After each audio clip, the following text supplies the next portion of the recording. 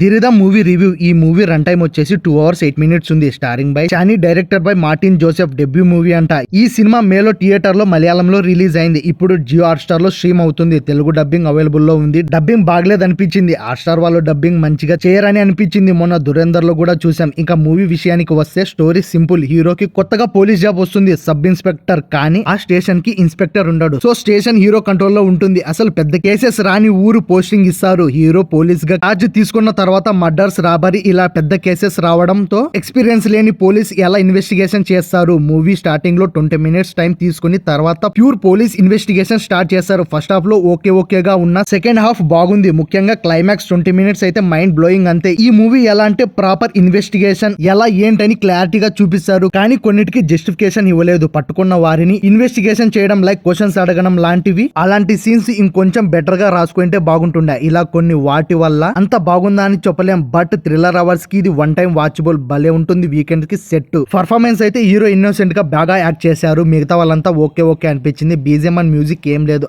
అంత లేదు అనిపించింది. ఈ మూవీ ఫ్యామిలీతో చూడొచ్చు. No adult content, no bad language. మరి మీరు ఈ మూవీ చూసింటే మీకు ఎలా అనిపించిందో కామెంట్ లో మాతో షేర్ చేసుకోండి. మరిన్ని మూవీ అప్డేట్స్, మూవీ రివ్యూస్ కోసం మన ఛానల్ ని వెంటనే సబ్స్క్రైబ్ చేసుకోండి.